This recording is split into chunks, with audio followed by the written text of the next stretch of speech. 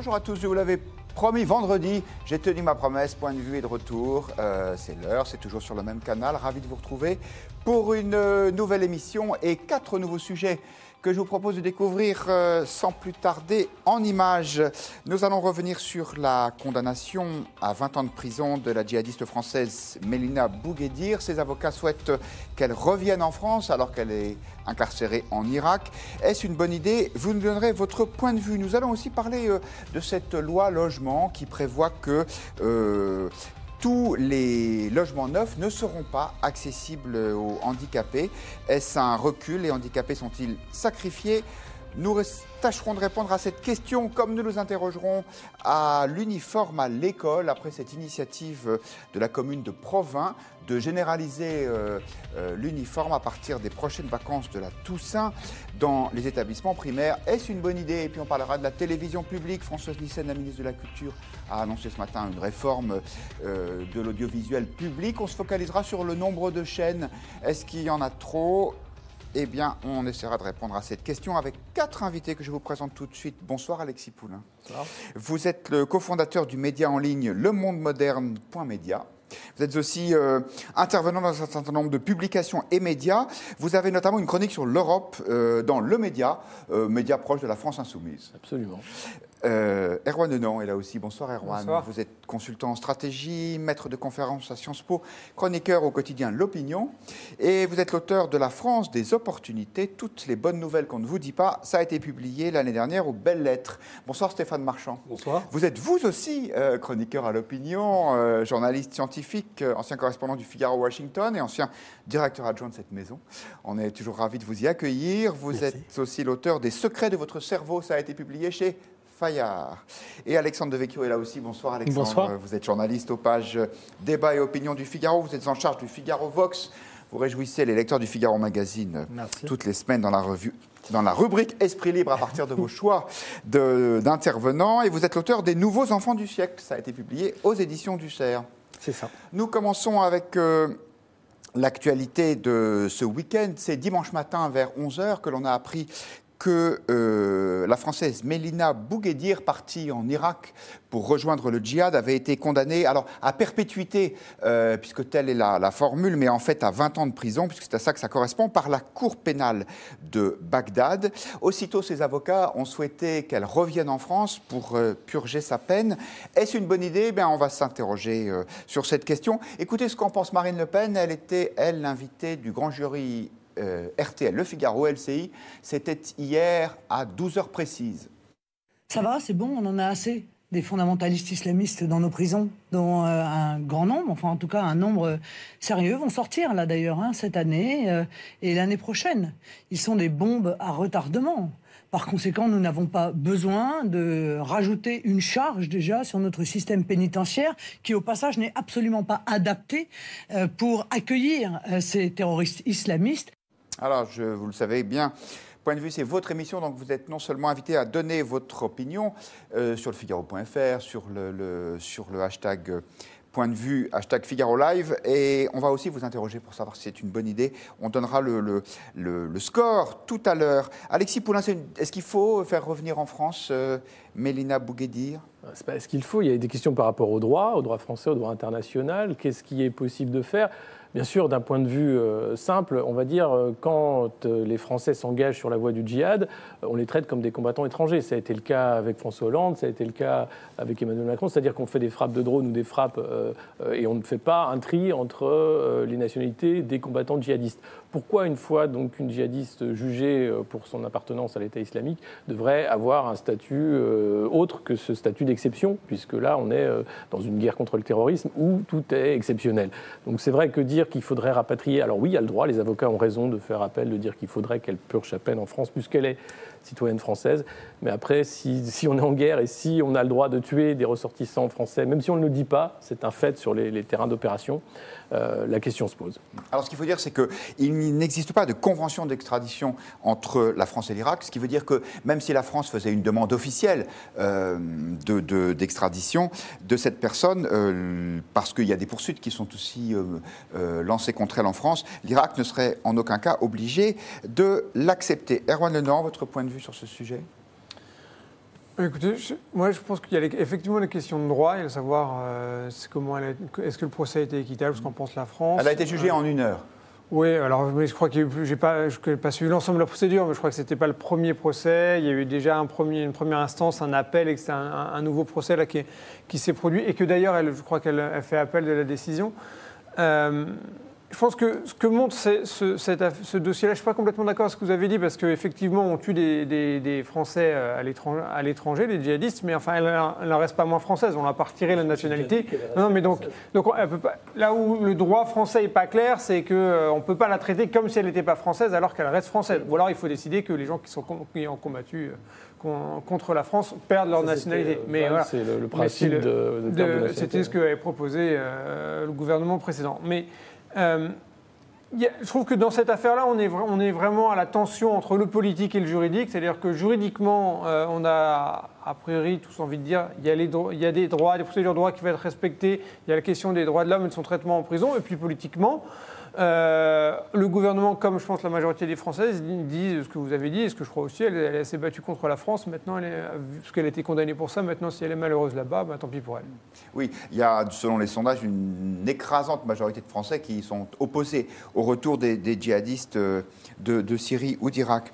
Aurore sur Facebook nous dit elle a fait le choix de partir, qu'elle assume et qu'elle soit jugée sur place. Jugée, elle l'a été. La question est maintenant plutôt de savoir si elle va purger sa peine là-bas. Nous vous posons la question sur Twitter. Ce n'est évidemment pas un sondage puisque vous décidez ou non de donner votre avis. 89% d'entre vous s'opposent à son retour. Est-ce aussi votre cas, Stéphane Marchand ? Il y a quelques mois, la question s'était posée pour les combattants qui étaient pris au Kurdistan et dont on envisageait qu'ils soient jugés au Kurdistan. Et là, il y avait un argument important. Le Kurdistan n'est pas équipé juridiquement. Ce n'est pas un État. Et par conséquent, on ne peut pas déléguer à une entité qui n'est pas un État le soin de juger une Française. Là, on est dans un cas un peu différent. L'Irak a une souveraineté, on peut discuter de sa qualité, mais elle a une souveraineté. Donc, elle a été condamnée par la justice irakienne à l'issue d'un procès qui est extrêmement expéditif, mais légal. Donc, je pense que la logique, ce serait de la laisser en Irak et de la confier aux Irakiens. Le seul argument, et je pense que c'est important, je crois qu'il faut défendre les intérêts de la France, et de temps en temps, ces intérêts coïncident avec des principes. Et le droit est un bon exemple. Donc, en l'occurrence, la laisser là-bas, c'est faire coïncider des intérêts et un principe. Mais pourquoi la rapatrier ? L'élément technique important, c'est l'information. Évidemment, ces djihadistes, ce sont des sources d'information pour les services de renseignement et il ne faut pas se priver de cette source d'information. Je pense que ça, c'est un argument pour la rapatrier. Est-ce qu'il n'y a pas un côté un peu néocolonial, Alexandre Devecchio, dans cette idée qu'il faudrait qu'elle vienne en France parce que, de même qu'on disait que les autres djihadistes devaient être jugés en France parce que ces pays-là ne seraient pas suffisamment adultes ou respectables pour mener leurs droits comme ils l'entendent. Moi qui suis contre le droit d'ingérence et pour la souveraineté des États, effectivement, l'Irak est un État souverain et elle doit être jugée là-bas pour plusieurs raisons. D'abord, une raison sécuritaire, c'est que ce n'est pas une repentie, qu'elle adhère toujours à l'idéologie islamiste et que c'est un danger potentiel pour la France. Et ensuite, il y a une raison, à mon avis, philosophique. En fait, la question qu'on se pose là, à travers son cas, c'est qu'est-ce qu'être français ? Romain Gary disait « j'ai pas une goutte de sang français, mais pourtant la France coule dans mes veines ». Je crois qu'elle, c'est exactement l'inverse. Elle a peut-être des papiers français, mais elle a haï de toutes ses forces la France au point de lui faire la guerre. À partir de ce moment-là, elle se souvient tout d'un coup de la France quand elle est en difficulté. Je crois qu'il est un peu tard, qu'elle est bien où elle est, et j'en ai un peu marre d'entendre dire qu'elle est française. Non, si être français, c'est pas justement une question de sens, c'est une question de sentiment d'appartenance, d'adhésion à un certain nombre de valeurs. Elle a renoncé à tout ce qui était français en elle. Erwan Lenan et Alexis Poulain l'évoquaient. Est-ce que finalement, on n'aurait pas dû aller au bout de ce projet de François Hollande qui était de déchoir de la nationalité les terroristes français ? C'était surtout un outil pour éviter le retour des djihadistes et justement de dire à partir du moment qu'on a des preuves et de l'intelligence, de dire ces gens-là ne peuvent pas revenir comme ça sur le territoire national et on ne rentre pas dans des problèmes juridiques de dire eh bien oui, elle a le droit au rapatriement alors qu'elle était une ennemie avérée de la France. Donc c'est vrai que est-ce qu'on aurait dû aller jusqu'au bout ? La question se pose. Le problème c'était que cette loi, elle n'était pas seulement pour le retour, elle posait la question aussi sur le territoire et à ce moment-là de faire des apatrides, c'est extrêmement compliqué. Donc ça méritait un débat plus long peut-être ou bien différents temps de la déchéance de nationalité. Généralement, dans les commentaires, c'est vraiment une réponse négative. Non, on ne veut pas qu'elle rentre, qu'elle assume. Bon, ce n'est pas complètement surprenant. Il y a des enseignements politiques à tirer de cette affaire. Est-ce que, en s'abstenant ou non, parce que pour l'instant on ne sait pas, le gouvernement de demander que Mélina Bouguedir rentre en France, est-ce que ce serait un signe sur la stratégie du gouvernement, Alexandre Devecchio ? Je pense que le gouvernement ne demandera pas son retour. Les premiers signes qui ont été envoyés par Le Drian sont plutôt des signes de fermeté. Oui, on rappellera que le ministère des Affaires étrangères avait qualifié cette femme de terroriste, ce qui avait valu les critiques des avocats d'ailleurs. Oui, mais je pense que d'un point de vue symbolique, c'est une bonne chose parce qu'on est aussi dans une guerre psychologique, y compris vis-à-vis des sympathisants qui résident en France et qui pourraient être attirés par l'État islamique ou qui adhèrent de manière identitaire à cette idéologie-là. Et eux voient la France comme un pays de koufars, un pays extrêmement faible. Une des raisons de leur adhésion, c'est aussi l'admiration pour la force qu'incarne l'islamisme ou l'État islamique. Donc je crois que vis-à-vis de tous ces sympathisants potentiels, il faut montrer que la France est un État fort qui ne se laisse pas marcher sur les pieds. Et donc de ce point de vue-là, je pense qu'il faut être clair et que c'est aussi un moyen de lutter contre l'islamisme sur le territoire. Il y a une loi, on revient en France, et sur un sujet moins dramatique, mais important. Il y a une loi qui est en train d'être examinée au Parlement sur le logement. Alors, il y a beaucoup d'éléments différents dans cette loi, mais il y a notamment le fait que les logements neufs doivent être accessibles aux handicapés. C'est aujourd'hui la règle, notamment les handicapés qui sont en fauteuil roulant. Et puis, il semblerait, même si c'est encore en cours d'examen, que dans la nouvelle loi, cette exigence serait moins forte, ce qui entraîne un certain nombre de protestations. Écoutez ce qu'en disait hier dans le journal de France 2, Prosper Teboul, c'est le directeur général d'une association APF France Handicap. L'ensemble de la population française aspire à vivre à domicile le plus longtemps possible. Aujourd'hui, en matière de politique de santé, on va de plus en plus vers ce qu'on appelle l'ambulatoire, l'hospitalisation à domicile. Je ne vous le souhaite pas, mais vous pouvez vous casser une jambe demain. Vous serez très contente d'avoir un logement accessible. Alors, de son côté, le gouvernement dit que finalement, il a été mal compris, que les appartements construits seront accessibles, mais pas forcément tout de suite. Écoutez ce qu'en dit Jacques Mézard, c'est le ministre de la Cohésion du Territoire. Il était ce matin sur France Info et un peu à la peine. Tous les 100% des appartements seront évolutifs. C'est quoi évolutif? Ils ne sont pas accessibles. Il y a une confusion sur le mot accessibilité. Ce que je viens de vous dire. On devrait mieux d'ailleurs utiliser le mot adaptable. Ce que nous voulons, c'est que tous les appartements puissent être évolués en fonction aussi de l'évolution de l'état de santé de la personne. Alors pourquoi est-ce qu'on a choisi de faire un débat sur ce sujet? Parce qu'en apparence, les choses sont simples. Bien sûr qu'il faut que les logements soient accessibles à tout le monde. Sauf que si on décide de mettre ces normes, ça a des conséquences très concrètes. Par exemple, que la salle de bain est plus grande parce qu'il faut pouvoir s'y retourner quand on est dans un fauteuil et que du coup, la chambre ou l'autre pièce est plus petite. Et que de ce fait, ça fait des logements qui sont accessibles à tous, mais qui sont moins utilisables par les gens qui sont valides. Et il y a ces deux logiques-là qui se confrontent. De la même façon, il y a parfois dans des résidences des parkings réservés pour les handicapés, des places de parking, alors même qu'il n'y a pas de handicapés. Et donc parfois, avec de la bonne volonté, on arrive à des résultats qui ne sont pas forcément ce qu'on attendait. Erwan Lenormand, vous avez un point de vue sur ce sujet ? Oui, moi j'avais cru comprendre avant d'entendre le ministre que ce qui s'annonce, c'est qu'aujourd'hui, 100% des nouveaux logements doivent être construits en étant accessibles, c'est-à-dire que les personnes handicapées puissent y accéder à toutes les pièces. Ce que souhaite proposer le gouvernement, c'est que ce soit plus que 10% des nouveaux logements. Au lieu de 100% jusqu'à présent. Et que les 90... Ça, c'est un article de la loi qui a déjà été voté. Et que les 90% restants soient ce que le ministre appelle évolutifs, c'est-à-dire qu'ils puissent se transformer et à pouvoir être facilement adaptés, que ce soit modulable. Moi, écoutez, je trouve que la logique du gouvernement est plutôt bonne. Aujourd'hui, on sait que quand les professionnels du bâtiment vous expliquent que les normes uniformes, ça a un coût important qui retentit sur l'ensemble des personnes qui veulent acheter des logements. Je ne sais pas, pour le coup, je n'ai pas les compétences pour savoir si 10% c'est la bonne réponse pour que toutes les personnes handicapées trouvent les logements dont elles ont besoin, mais 100%, ça n'a pas non plus de sens. Il n'y a pas besoin que 100% des logements soient accessibles. Il vaut peut-être mieux, à l'inverse, avoir un mécanisme de solidarité où quand une personne handicapée, quand une personne se retrouve handicapée dans un logement, on a des moyens de l'aider pour l'adapter. Mais partir d'une règle uniforme, par principe, en amont, ça me semble être trop rigide et avoir des effets assez négatifs qui se retentissent sur l'ensemble des citoyens sans que ce soit nécessairement utile à la population ciblée. Et puis il y a un problème de coût aussi général. Là, j'élargis un peu le sujet, mais par exemple, dans les hôtels, il y a un certain nombre d'hôtels qui ont dû fermer parce qu'ils n'avaient pas les moyens de mettre à jour les normes. Mais ça, voilà, ça c'est le sujet des normes. On y reviendra peut-être plus tard. Il y a des cabinets de médecins il y a des médecins qui arrêtent d'exercer parce que leur cabinet n'est pas aux normes, qui ont des normes très exigeantes. Et donc, la région, le territoire est privé de médecins. Donc, il y a aussi des conséquences qui peuvent être assez radicales. Ça veut dire qu'avec... Oui, donc...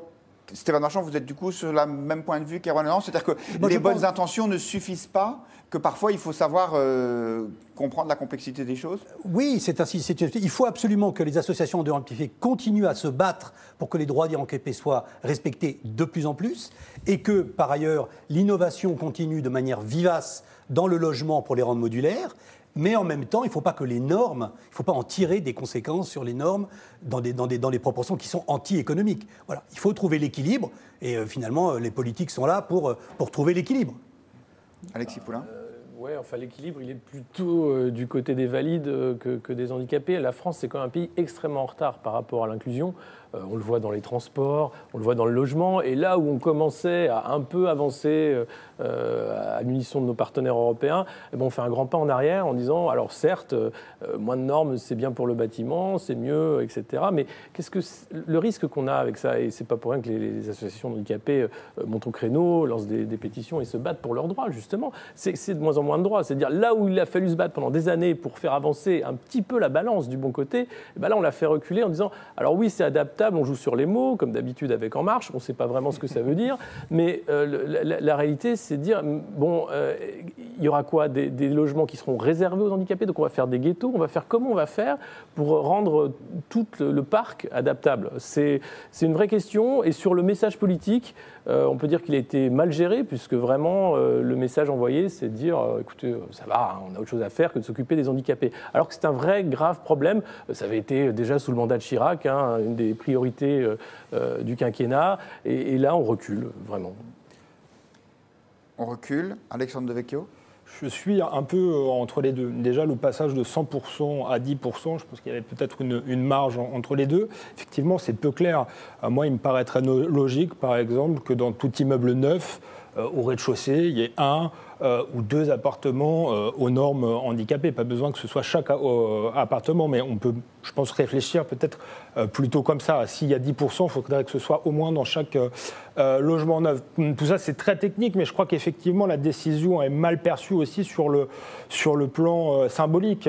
Elle apparaît totalement décalée, je trouve, parce qu'on est dans une société où on nous bassine quand même avec l'inclusion pour les minorités visibles, pour les femmes, etc., qui sont maintenant considérées presque comme des handicapés, ce qui est quand même très vexant à mon avis pour eux, alors qu'à mon avis ce soit des pour les femmes, voilà, parce que c'est la moitié de la population française. C'est la moitié de la population, ils sont quand même des citoyens. Même si ce plateau, j'en conviens, n'est pas l'exact reflet de cette voilà, donc ça paraît très paradoxal. Je pense que c'est quand même plus urgent d'améliorer les conditions de vie des handicapés que de faire des quotas de femmes ou de minorités visibles dans le cinéma.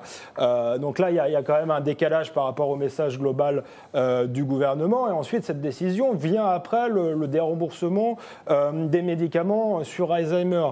Donc là encore, c'est une question compliquée, je le sais. Effectivement, la question de l'efficacité de ces médicaments se pose, mais on est quand même tenté de se demander si ce gouvernement n'est pas dans une logique comptable. Et à mon avis, les logiques comptables mènent à une politique déshumanisante et il faut faire très attention. Ce que vous dites un peu en filigrane, c'est que ce gouvernement pourrait être celui non seulement des riches, mais aussi des bien portants. Ça vous paraît un procès injuste?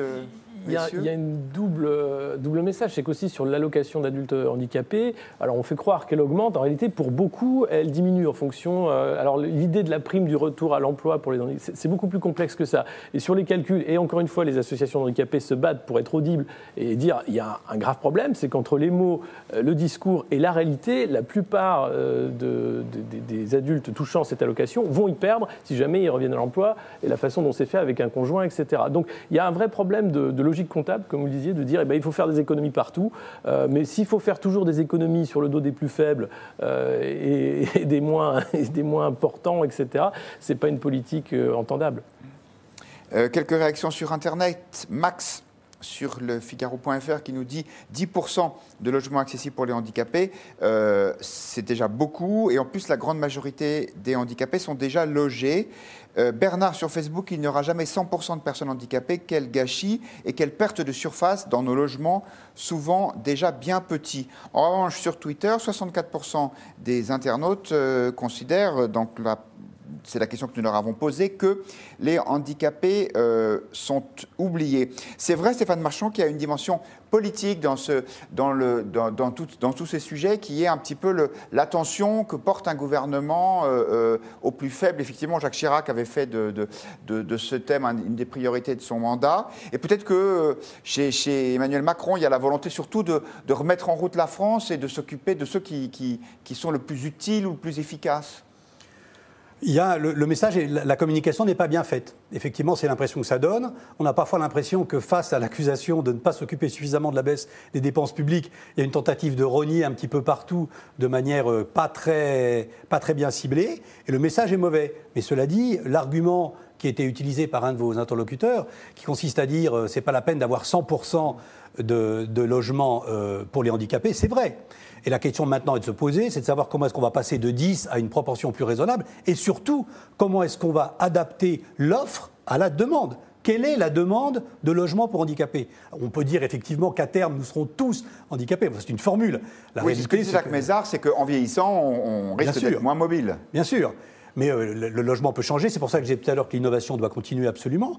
Mais il y a une offre, il y a une demande, même dans ce genre de secteur-là. Et il faut les mettre l'une en face de l'autre. Et surtout, réévaluer le plus fréquemment possible les décisions qui ont été prises. Je crois que c'est ça la grande décision qu'a annoncée Emmanuel Macron. C'est qu'ils allaient faire à l'anglaise. Ils allaient évaluer régulièrement la validité des politiques menées. Voilà, c'est le cas de le faire. Ça risque de coûter cher aussi. Moi, je me méfie des technocrates et des fonctionnaires qui évaluent régulièrement et qui, au final, n'évaluent pas grand-chose. Donc ça, c'est encore une logique en marche, mais qui me paraît compliquée et peut-être même coûteuse. Et Renan, dans le programme d'Emmanuel Macron, sauf erreur de ma part, il y avait cette volonté de diminuer le nombre de normes. Et finalement, ça n'a pas l'air d'être une priorité du pouvoir en place. La diminution du nombre de normes, c'est la priorité en tout cas, c'est annoncé par les gouvernements successifs. Depuis, il y avait eu un comité de simplification, je ne me trompe pas, d'ailleurs dirigé par Thierry Mandon à l'époque de François Hollande. Je crois qu'il y avait même un comité auparavant sous le mandat de Nicolas Sarkozy. Il y a deux sujets. Il y a simplifier les normes, et notamment dans le bâtiment, on le sait qu'il y a beaucoup trop de normes très tatillonnes.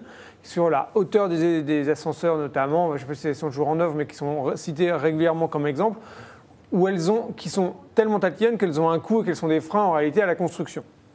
Mais on réduira, en final ça ne marche jamais parce que c'est simplification de normes, parce que le vrai problème est qu'on adopte des normes surtout, et il ne suffit pas de simplifier les normes qui existent, il faut réduire le flux. Or, on est en France comme dans d'autres pays, dès qu'il y a un événement politique, il en découle une déclaration politique qui donne lieu à un texte, un règlement, une loi, etc. Il suffit de voir ce décret, je crois, qui réglemente la taille et la police des rémunérations brutes sur les fiches de paye l'année prochaine pour être sûr que le salarié voit bien ce qu'il avait avant que l'État ne prélève à la source.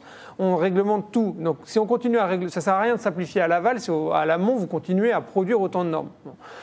Et effectivement, en France, on a un gros souci de simplification de normes. Le gouvernement, là, je crois que ça fait partie de cette démarche.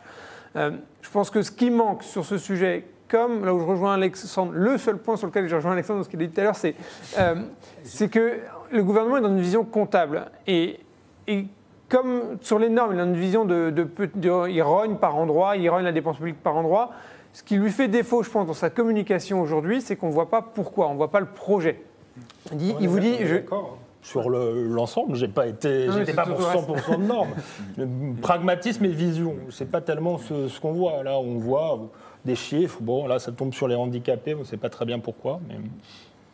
Oui, mais c'est ça. Mais ils n'ont pas de vision. En tout cas, ils ne transcrivent pas de vision de long terme. Ils disent on fait ça parce qu'on pense que ça va améliorer la société de telle et telle façon. On le voit. Ce qui est dit, c'est on baisse la dépense publique. Là, il y a encore, franchement, pas grand-chose. Parce qu'on y est contraint. Or, vous n'emporterez jamais la conviction de personne en disant que vous faites ça pour Maastricht. On rénove telle et telle norme parce que, pas celle d'Alexandre, et qu'on rénove telle et telle norme parce que ça va avoir un micro-effet. Aujourd'hui, je pense que ce qui manque, dans la communication, c'est le message d'ensemble et ce qui permet d'emporter tout ça et d'englober tout ça. C'est d'autant plus dommage sur le plan politique qu'il y a dans la loi Elan des choses très intéressantes.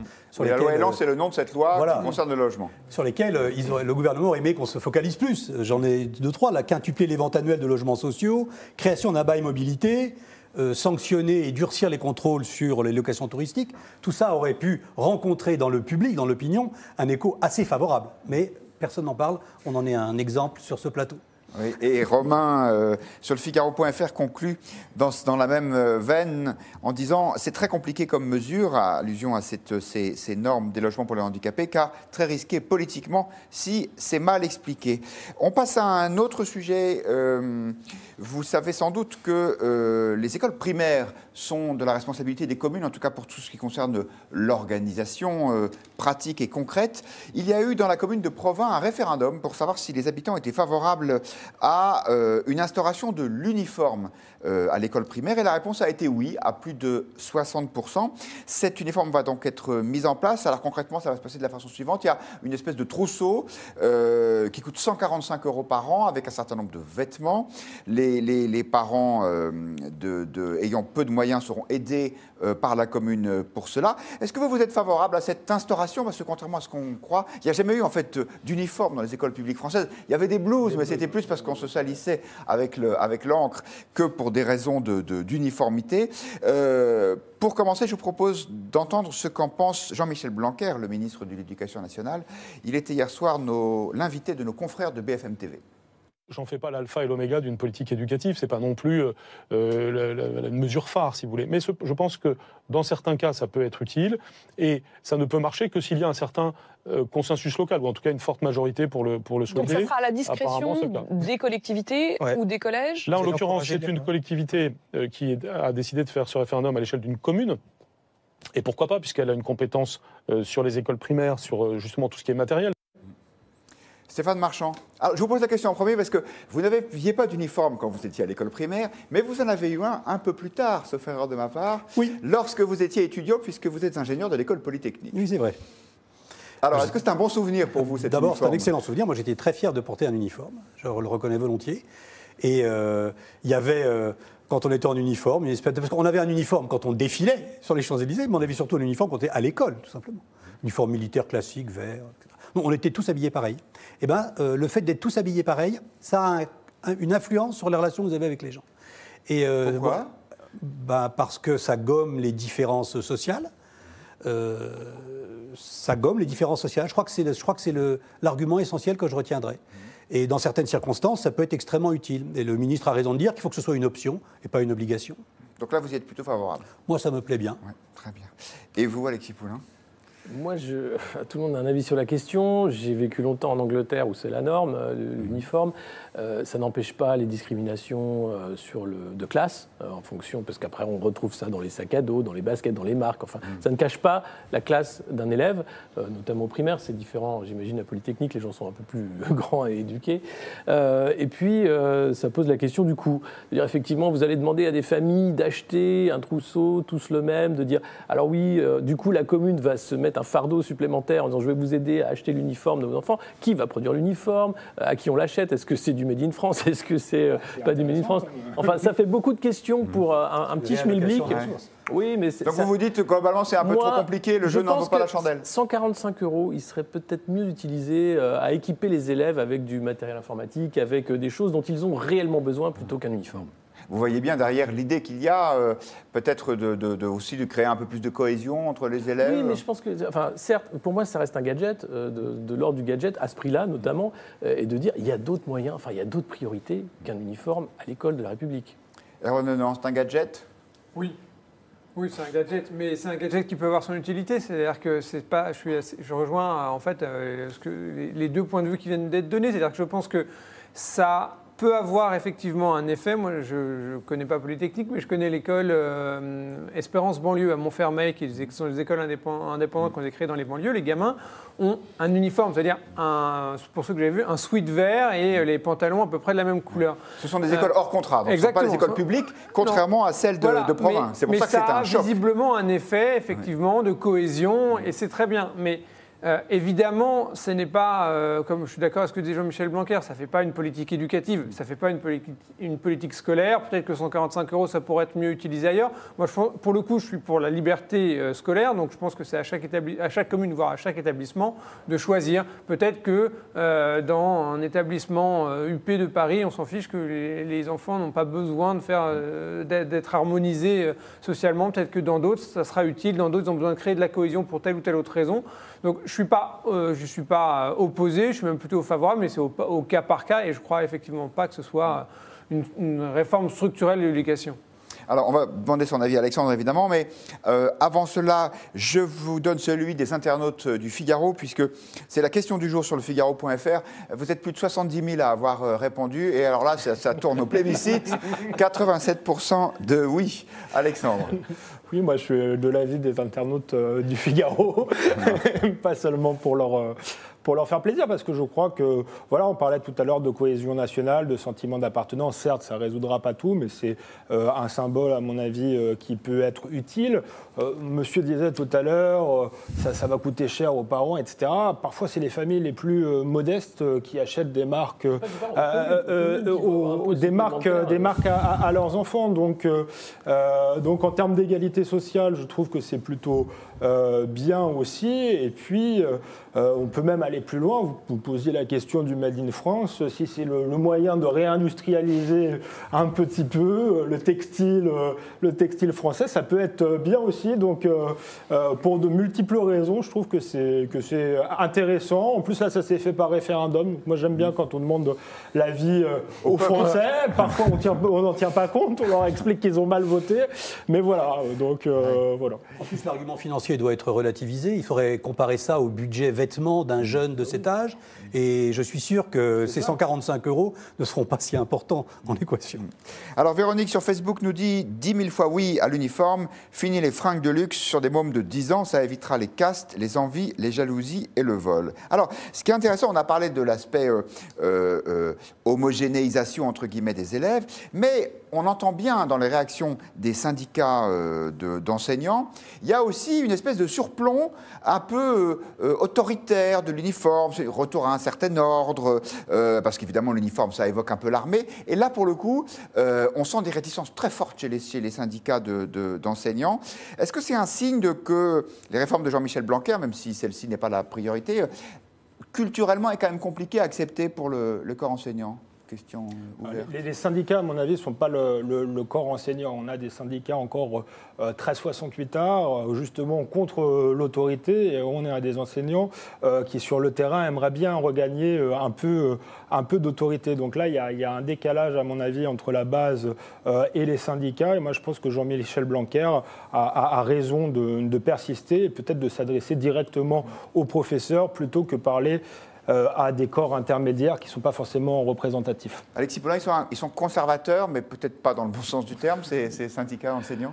Non, enfin, c'est toute la politique d'En Marche de passer outre les acteurs sociaux et surtout les syndicats et de dire on va justement atomiser le corps social pour faire passer plus facilement des choses.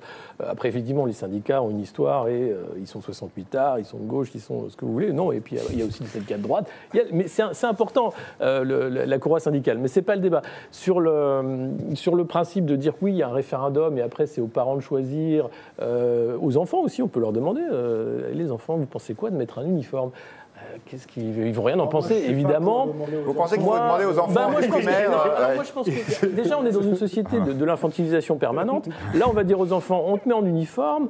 L'idée de l'école, c'est quand même de créer des citoyens émancipés, capables de penser par eux-mêmes. Est-ce que l'uniforme va les aider à ça? Je ne crois pas non plus. Je pense que pour émanciper les gens, ça commence déjà par la transmission des savoirs, des connaissances et par une forme d'ordre. Quand même, quand on est à la maternelle ou à l'école primaire, on ne commence pas par s'émanciper, ça commence par un certain nombre de règles et ensuite, il faut des règles pour pouvoir ensuite les transgresser. Je crois que ça a été l'un des problèmes idéologiques de ces dernières années, c'est qu'on a voulu commencer par transgresser avant d'imposer des règles. Si on commençait par faire les choses dans le bon sens, ce serait mieux.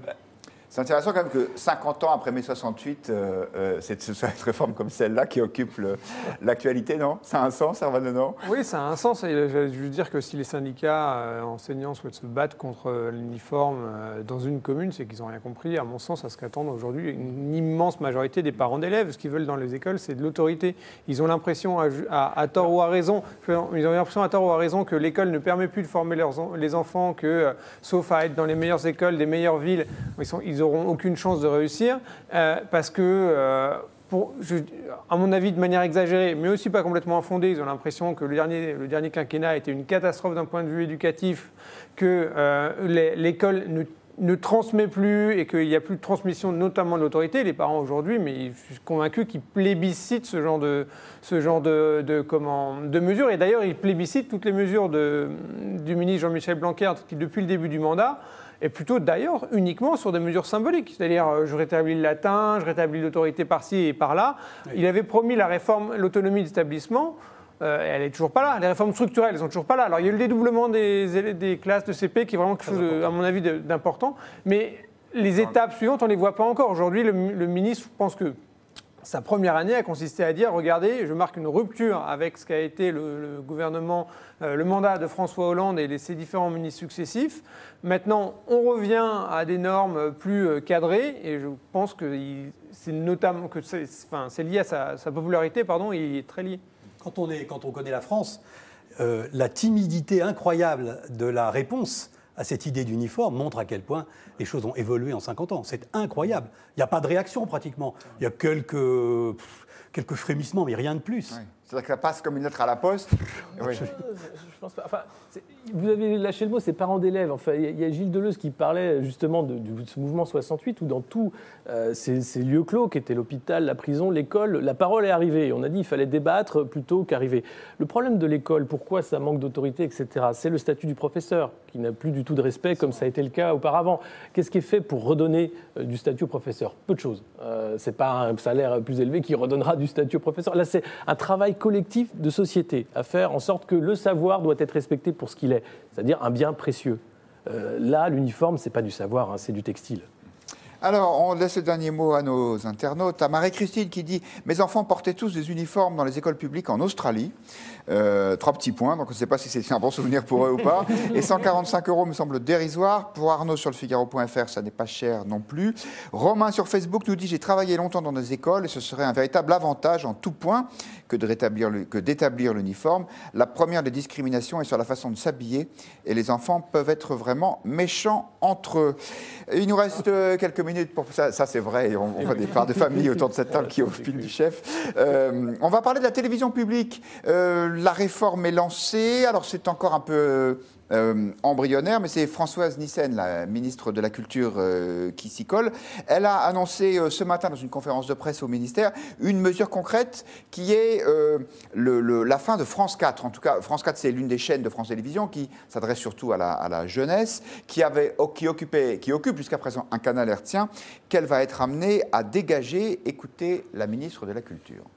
France Télévisions libérera au moins le canal hertzien de France 4 et il faudra interroger nos concitoyens d'outre-mer et leurs élus pour déterminer si l'avenir est au maintien de France O sur le canal hertzien ou au contraire au renforcement des offres numériques des outre-mer premières et la meilleure prise en compte des outre-mer sur les autres chaînes hertziennes. D'où la question simple posée d'un point de vue ce soir. Y a-t-il trop de chaînes sur la télévision publique, Stéphane Marchand? Alors, il faut absolument qu'il y ait des chaînes publiques de qualité. C'était absolument indispensable. Et par conséquent, il faut qu'elles aient les moyens. Il ne faut pas qu'il y en ait trop.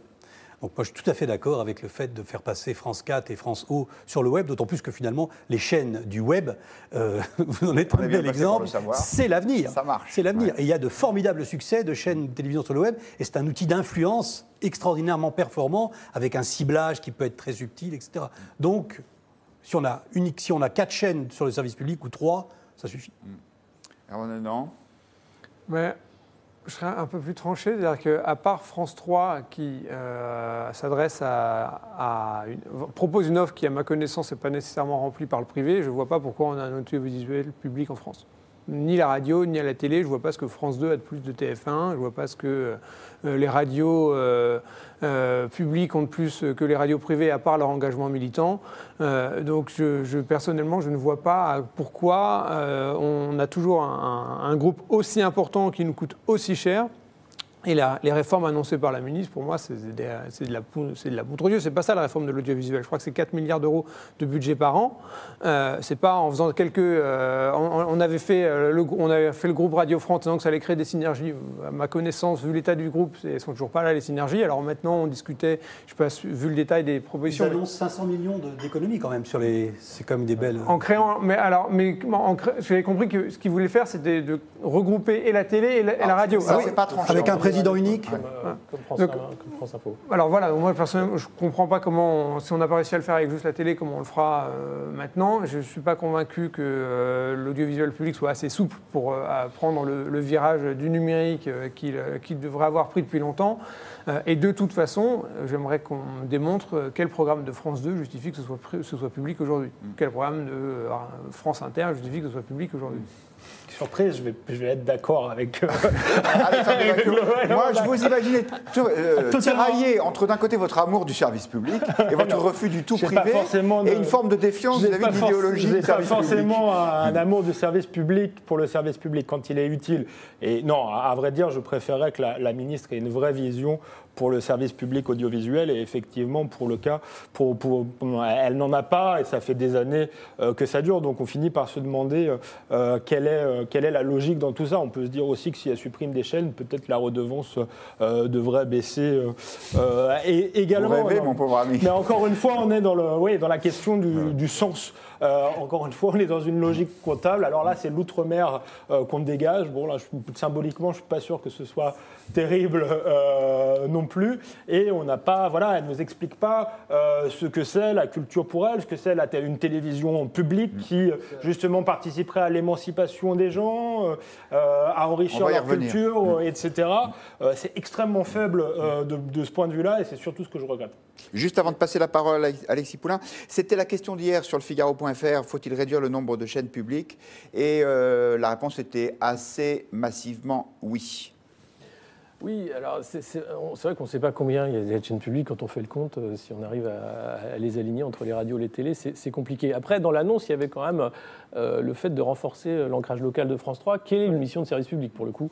Là, on peut pas dire le contraire. Après, pour moi, ça me paraît important d'avoir un audiovisuel public, effectivement, s'il est là pour ne pas être dans une course de compétition avec le privé. Or, effectivement, c'est le cas. Qu'est-ce qu'on a sur France 2 ? Des émissions de divertissement, des jeux, la radio, c'est à peu près la même chose. Des séries. Et des séries. Et il y a très peu de choses. Alors après, que cet argent-là serve à la création, pourquoi pas ? Alors qu'on ait des idées, qu'on soit un peu courageux. Et c'était le cas de France 4, justement, d'être un peu cette chaîne hybride qui essayait d'avoir des nouveaux programmes, qui essayait d'être aussi sur Internet. Et là où on avait un laboratoire, on décide de le fermer pour dire alors quelle est la mission du service public ? Donc c'est d'avoir des gros machins et d'essayer d'être le concurrent de TF1. Pourquoi ? Pour attirer des recettes publicitaires ? Non, puisqu'il y a la redevance. Donc à quoi ça sert ? Effectivement, c'est la question. Alors après, en plus, la deuxième question, c'est est-ce qu'on retourne à l'ORTF ? Et c'est le risque d'avoir un audiovisuel public aux ordres et de dire c'est une chaîne de propagande pour le pouvoir. Et là, c'est une vraie question, un vrai problème qu'on a en Espagne, notamment avec tous les vendredis les présentateurs de la télé publique qui s'habillent en noir pour protester contre, c'était le cas maintenant que Rajoy a été démis de ses fonctions, ce sera peut-être plus le cas, mais le Premier ministre qui s'opposait à la nomination d'un nouveau directeur des programmes. Alors, je rectifie ce que je vous ai dit. En fait, c'est une question à laquelle vous pouvez encore répondre sur le Figaro.fr. Faut-il réduire le nombre de chaînes publiques ? Je vous donne des points de vue d'internautes. Julien qui nous dit « Supprimons la redevance ou baissons-la. La télévision publique coûte trop cher. » Emma et Christine se demandent si la fusion entre la radio et la télévision publique est une bonne idée. C'est encore à l'étude. Alors, Alexandre Devecchio se demandait quelle était l'ambition de Françoise Nyssen pour la télévision publique. Eh bien, il y en a une, cher Alexandre, c'est d'en chasser les hommes blancs de plus de 50 ans. Vous vous souvenez, quand il y avait une nouvelle patronne de France Télévisions, Delphine Ernotte, elle avait dit « on a une télévision d'hommes blancs de plus de 50 ans ». On croyait que c'était une blague ou une boutade. Eh bien, pas du tout. Parce que Françoise Nyssen, ce matin, a rappelé son attachement à cet objectif. Regardez. Delphine, tu as dû te sentir bien seule lorsque tu portais un constat à la fois évident et courageux. Tu sais, l'homme blanc de plus de 50 ans. Vous vous en souvenez? Tu n'es plus seule. Je porterai cette exigence avec autant de passion qu'au sein de mon ministère. Je n'aurai pas de tabou. Vos référents en la matière ne sont pas assez écoutés. Je vous demande de les renforcer. Ils seront réunis au sein d'un comité unique chargé de mener le combat et de proposer des objectifs ambitieux qui seront repris dans le cahier des charges de chacune des sociétés. Alors déjà, j'étais heureux avant de travailler sur Figaro Live et pas sur France Télévisions, mais étant un peu blanc, ayant un peu plus de 50 ans, je suis encore plus soulagé après cette déclaration. Alexandre Devecchio, ça vous paraît une vraie ambition, moins d'hommes blancs? C'est d'un courage et d'une subversion incroyable. Ça montre que tout se tient, puisque le président de la République avait fait sa réflexion sur les mâles blancs aussi. Seuls les gens de couleur, apparemment, peuvent s'intéresser à la question de la banlieue. Les mâles blancs sont incompétents, donc on est quand même dans une logique raciste, il faut bien le dire, qui est en train de s'installer dans une partie de la gauche, même plus largement, je vois, jusqu'au gouvernement. Moi, je trouve ça inquiétant en tant que républicain. Je pense qu'on juge les gens sur leurs compétences et pas sur leur couleur de peau. Alexis Poulain. Oui, alors après, c'est encore une fois une question de balance, de dire il faut que cette télé publique, si elle est publique, soit représentative de l'ensemble de la société française. Après, jusqu'où va l'ensemble et comment on fait, c'est vrai qu'il faut décider sur les compétences, mais il faut aussi voir un peu aujourd'hui qu'est-ce qu'on a sur la grille des programmes. Et avoir des programmes qui touchent tout le monde, aussi des personnalités qui vont représenter tout le monde. Ça, c'est un vrai débat à avoir. Après, dire effectivement qu'il faut en finir avec le mâle blanc de plus de 50 ans sur la télé publique, non, c'est lamentable comme politique. Dérangeante, quoi. Extrêmement si dérangeante. Je parlais de femelles noires, je pense que j'aurais des ennuis. Donc, reprendre le vocabulaire des indigènes de la République, c'est peut-être pas une bonne idée. Stéphane Marchand, je le disais, vous avez été longtemps le correspondant du Figaro à Washington, aux États-Unis, où la discrimination positive est partout, y compris dans les programmes de télévision. On va y venir en France, vous croyez ? Alors, la discrimination positive, je ne sais pas, mais aux États-Unis, effectivement, quand on regarde la télévision, en Grande-Bretagne, c'est pas la peine d'aller aussi loin, l'effet que cela donne, sans entrer dans les détails, c'est que c'est beaucoup plus représentatif de la société que l'effet qu'on a en France. En France, on a une impression désagréable d'inadéquation, de bulle. Et alors que la télévision doit être quelque chose d'extrêmement puissant, doit projeter le pays vers lui-même, et ce n'est pas le cas en France. Donc vous êtes assez favorable à qu'il y ait une forme des quotas, vous verriez ça comment ? Pas des quotas. Enfin, si je peux prêcher pour le média, le casting a été fait sans penser à ça, mais simplement, il se trouve que la diversité, elle existe. À l'antenne, elle se voit à la fois sur femmes, hommes et les différentes couleurs visibles. C'est pareil. Il n'y a pas beaucoup de gens de droite quand même, apparemment. Pardon ? Il n'y a pas beaucoup de gens qui viennent de la droite sur le média. Ah, c'est vrai. Mais pardon, je vous ai interrompu. En même temps, c'est un média engagé. On pourrait rendre la parole au Figaro. Oui, voilà. Donc, non, mais par contre, ils sont sur nos plateaux. On invite, bien sûr, tout le monde. On ne fait pas de ségrégation par rapport à ça. Mais c'est vrai que la représentativité, c'est un vrai débat à avoir, à dire, et surtout sur la télé publique. Après, une télé privée fait ce qu'elle veut. Mais la télé publique, elle a un rôle de service public et de représentativité qui n'est pas assuré aujourd'hui. Et la télé privée a été plutôt en avance. Oui. Je crois que TF1 a été en avance sur France 2 en la matière. Mais je trouve que ça rejoint ce qu'on disait, il n'y a aucune vision cohérente pour le service public télévisuel. Effectivement, on peut vouloir avoir un service public de qualité, et dans ce cas, il faut que, comme on le disait, ce ne soit pas dans une logique de concurrence, soit hors marché, ce n'est pas le cas aujourd'hui. Et là, on n'a pas la vision, on ne se voit pas bien quelle est la vision qui se dégage de cet objectif de la ministre, à part un présupposé idéologique, une préférence idéologique de promotion de certaines minorités. Moi, dans ce cas-là, je suis pour qu'il y ait un quota de libéraux sur France Inter et que vous y aurez un rendez-vous quotidien, mais il y a quand même, je crois que là où je rejoins ce que disait Stéphane Marchand, c'est que quand on regarde la télévision étrangère, elle est plus représentative de la société. Pourquoi ? Parce que la formation des élites est plus diverse aussi. qu'en France, les élites, quel que soit leur milieu, quel que soit leur domaine économique, journalistique, politique, viennent toutes des mêmes formations. Allez à Sciences Po, vous avez les futurs politiques, les futurs journalistes, les futurs financiers. Et tout le monde passe par là, et tout le monde est formé de la même façon, et tout le monde est recruté dans les mêmes écoles. Je ne pense pas que ce soit ça. Eh bien, merci de ces propos fermes, cher Erwan Le Noran. Le dernier mot reviendra à Elan sur le Figaro.fr, qui n'est pas d'accord. Il trouve que cette politique de quotas pour les hommes blancs de plus de 50 ans est mortifère. Et il ajoute, il faut juger en fonction des compétences. Ben voilà, une réflexion pleine de sagesse. Et c'est sur celle-ci que nous terminons cette émission. Merci beaucoup. Rendez-vous demain, même heure, même endroit, pour un prochain numéro de Point de Vue.